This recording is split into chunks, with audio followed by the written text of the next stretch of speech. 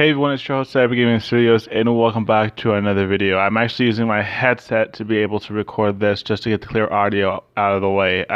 My previous videos just like this, I really didn't have this on, so it was basically just hearing me from a far distance. Even though that my phone wasn't really a far distance, I'm actually recording this in QHD 4K as much as possible to make it a little bit more better. So today we're going to be going ahead and we're going to be replacing the PS4's lithium battery. If you don't know what this is basically the battery that you see in the PS4. It looks just like this. This is what you're going to need, and they are CR2032 2032. I may have picked the wrong ones, but we're going to see in this video, so you may want to stick around and see if this is the required. This is the standard PS4. This is the last ever model before they came out with the slim version. And we're going to be going ahead and replacing this battery.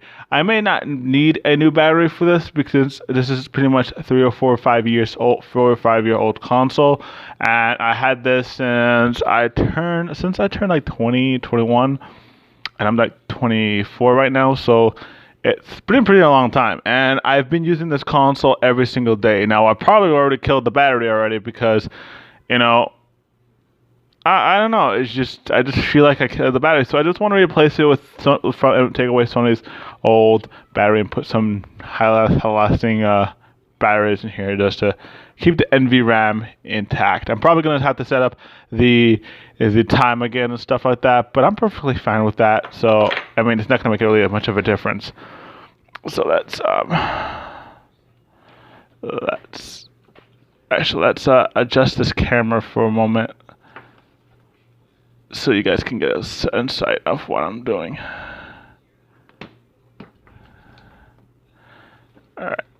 Alrighty. Alright. So I have the PS4 here, and I have it like this, tilted like this, so you're gonna probably see this in this video. But there's a reason why I have the camera like this. I moved the camera. I should have done this way earlier in the video, but I didn't. So what you first want to do is you want to remove this cover right here. This is the main cover that you need to remove, and put this next to the side. You can use this as a screw container, and so you guys don't lose anything beyond your screws. But you can pretty much do that. The next thing you need to do is you need to be able to remove the hard drive. Removing the hard drive is the most important thing, because if you don't remove the hard drive and you start moving things around, you could actually break the hard drive, and you can instantly just go ahead and you can just damage your PS4 completely. I mean, this is even if you move around, you're not going to damage your PS4 completely, but you can damage the hard drive, because if your hard drive doesn't have stabilization or a feature where it can absorb a certain amount of shock from bouncing around, it can damage your hard drive, and especially damage any other parts that comes with the hard drive. So you want to be able to do that. So what you're gonna need for this project is you're gonna need it's like a security bit. I forgot what it's called. I think it's called T9 32-bit, I believe. I'm not fully sure, but I don't have one, so we're going to be using a flathead screwdriver, a tiny phone flathead screwdriver, because it works perfectly in this. And you're going to need a regular screwdriver. You're going to need both of these because these are important. What you're going to do is you're going to take off we're going to have to start off with the big plate that's right here. And this is going to be a very long video. It's going to be like probably a 10-minute video, and I'm hoping that I'm going to limit of how much I can record. So this is going to be in parts, and I'm going to have to put it together, but we're going to have to remove this top one. I think I need to remove this top one up here. So I'm going to come back, and we're going to have this taken apart, and we're going to see the guts inside, and to show you guys how to do this, okay? All right, now we got the top part removed, and we're gonna have to remove the bottom part. Depending on your console, it may vary. So if you have a PS4 Pro, you may have to do it somewhat differently, and you can basically search a video on how to disassemble the PS4 Pro, but it should be the same thing. So once you actually remove the top, it's going to lift up like this, and you're just going to have to instantly just take this part, put this to the side, and you're going to see the guts of the PS4 completely. You're going to see 3 different components. You're going to see the Blu-ray drive, you're going to see the fan, and you're going to see the power brick. The first thing you need to do when it comes to removing and replacing the battery for the PS4 is you're going to definitely need to remove the power brick first. You don't want to remove anything else first beyond the power brick, because everything is tucked underway the power brick. So if you try to remove something forcefully, it could damage your PS4 or possibly not prevent you from playing any games in the future. So what you want to do is you want to take out this ground little thing. I don't know if you guys can see. I'm going to turn around for the sake of this video, and I don't know if you guys can see it, but it's this ground thing we're going to have to take out. There are 3 screws there. It's about, I think, 3 screws that you're going to need to remove. This is where this comes in, and you don't need the screwdriver. You're going to need this screwdriver for the rest of the process for the thing. Oh, there's only one. There's only one that's right there for the power brick. So there's actually 2. My apologies. So once you actually remove this, sometimes depending if how many times you open your PS4, it's depending on how much time you're gonna have to hold the shield upwards so it can pull and put some strain on it. Once you actually get the shield removed, it should be a lot more easier trying to tackle the power brick. Now the thing is that a lot of people can make a mistake when they remove the power brick, not just because it's a simple way to remove it. It's just because some people put too much force on the power brick, which can damage their PS4, and then they try to blame the creator, or they're trying to blame someone else because for it. And you know that it's not the creator's fault. We always instruct you to approach with caution. And do this at your own risk, because there are risks that comes with this, and the most common risk is people being not careful with their own console. You have to think of your console as your baby, and if you just basically don't give a shit about it, it's going to break. And you're going to have to lift the one thing up. I usually like to tend to use my finger to lift the one part up, and I'll use a tool like this. And what I will do is I will finger it out, not finger it. That sounds so awkward in so many levels. So I'm not trying to sound like that. But what you're going to do is you're going to have to have a tool. Try prying it up from. You can pry it up like this way if you want to, but I highly recommend using a tool, another tool. This way it gives it much more, leverage when you do it. Okay, so it popped. So that's good. So when you give it leverage on the other side, you can easily remove the power brick without damaging the prongs. And it just makes it much easier to make sure it doesn't break your power brick or your console.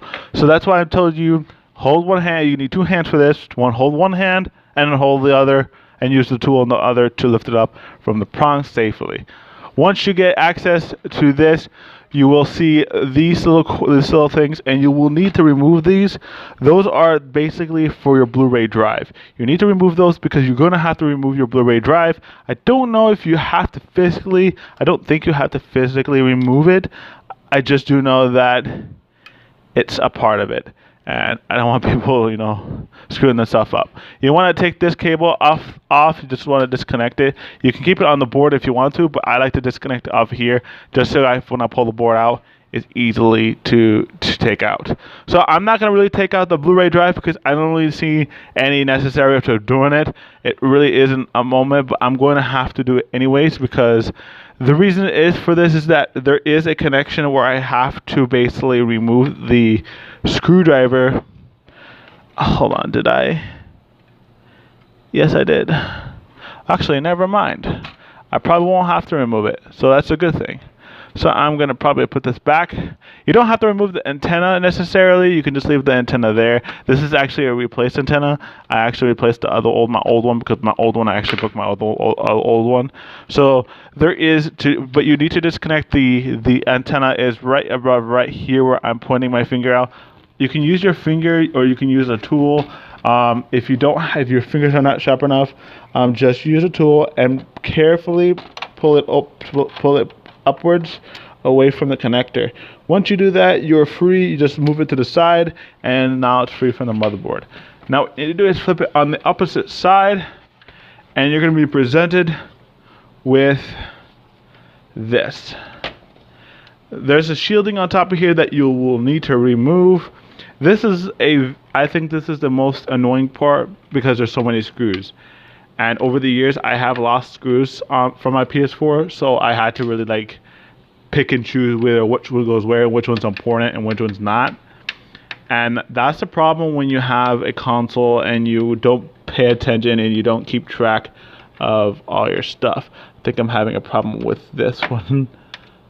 This one, I guess this one is somewhat damaged. That's weird. That's so odd. We're gonna have to use force on it. There we go. Yep, there we go. We got it out. Sometimes the screws over time, when you keep screwing in, the threads rip. So some screws won't fit anymore as they used to, and you're just gonna have to figure out what you're gonna do with that screw and try to place it somewhere that you need it. That's the good thing about it, is that every time you do things like this, you're gonna need to replace it. So once I take this out, I'll actually show you guys what it looks like when you take it off. All right, now that we have it all unscrewed, this is how you take this shield off. Now the first thing I highly recommend you doing is disconnecting the fan cord. This is an important thing because a lot of people can dismiss this, and if you don't be careful and you don't remove this and you pull the board, you could break this, and once you lose the fan, PS4 becomes basically temporarily useless. Not permanently, where it can't boot, but it would just have no way of circulating air. It could overheat and basically fry. So you want to lift up the metal shield from the front part of the console, and you want to lift up like this. There are going to be some thermal pads that may come off the console, but that's perfectly fine. What we're going to do is we're going to need to go in the crucial part of the system. This means we're going to have to remove the board off of the chassis to be safely, so we can be able to replace this battery. Now, the first thing you need to do is you need to take off this bracket. This bracket is basically holding the CPU and the heatsink together. Might want to be careful of losing any thermal pads, because if you lose one thermal pads while doing this process, I suggest you not use your PS4. The reason why the thermal pads are on these chips is because these chips that you see on here, that you see on the PS4, these are actually replaceable ones. I replaced these, but if you're missing one, those are RAM chips, so they heat up really hot. I've turned on my PS4 one time, and they turned really hot, and I was just because of this test, I needed to test something, and they get really hot. That's why you need thermal pads to transfer the heat. Once you actually take out the bracket, you need to take out this holder here. This is to prevent the metal from contacting the capacitors. And now you're going to have to pull from the front of the board. You're going to have to pull upwards. Depending on how old the console is and how long you haven't replaced that was the power. I can't believe I haven't broke this yet. This thing says pop down. I forgot to take this out, but make sure you pull this out first before you pull out I forgot to mention. But once you actually do that, it'll come out easily, depending if you never replaced the thermal paste. Once you actually get to this section of the part, I highly recommend just putting this to the side. We're gonna put this right here. Put this to the side, and you are going to see a battery that looks like this. This is the same battery we need, and it's from Mitsubishi. They actually don't know why they use Mitsubishi. I'm actually gonna use this, just because I don't want the thermal pads touching this table, because this table is not very clean. And you can already tell that I put a lot of thermal pads in this PS4. I really wanted this PS4 to last longer than it was. So what we're gonna do is we're gonna take our USB thing, our whatever you want to call it, and we're gonna have to pry this off. So it's gonna take a few bit we're going to have to pop it out. So it should pop out easily with the thing. And here is the old battery. Now, I don't know how old this battery is. It looks still brand new to me, but you can see already. I don't know if you guys can see it. You guys can see like a little brown spot right there. And it's been, you can already tell this thing has been here for quite a while, and I've never replaced it. So you're going to take your new one. Remember, you're going to need CR2032. If you're doing from Duracell, it's going to be called DL. But if you look on the back, it's going to say CR2032. And this is the same one you're going to need as it says right here. It says CR2032. Once you actually get that out, all you need to do is take your battery, your brand new battery, and you're going to have to replace that battery. So I want to say a few things before you guys go ahead and want to replace this. Now, if you haven't replaced this in about 5 years, it's good to replace it. But if you buy it brand new and it's like 3 years old or something like that, then you don't have to necessarily go ahead and buy a new one. It just wouldn't make no sense of you purchasing a new battery, because your console is still brand new.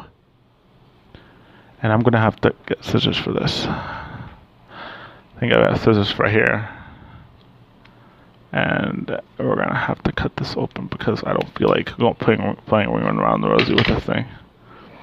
So that's my best bet, is just to wait until you feel that it's the right time. The reason I'm doing this to my PS4 is because one, it not only shows, it gives my viewers a good reason to do it without being safe. Because if I can do this to my PS4,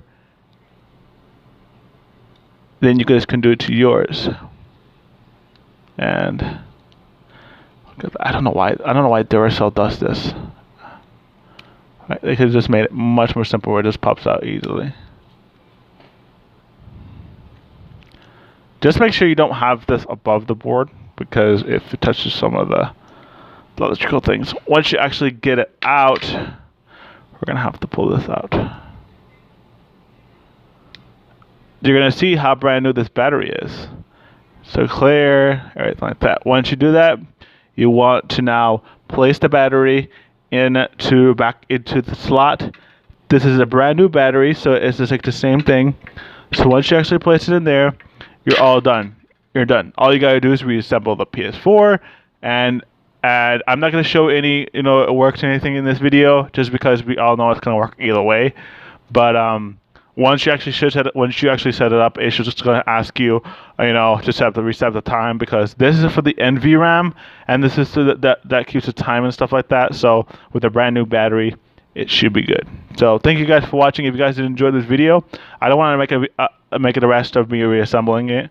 It's just no point. If you guys want to see a reassembling video, I have a video on my channel somewhere that shows you how to reassemble it. And this is the same model that I showed you previously before. I never got a new PS4 since then. But yeah, thank you guys for watching, and I will see you guys in the next video. Peace.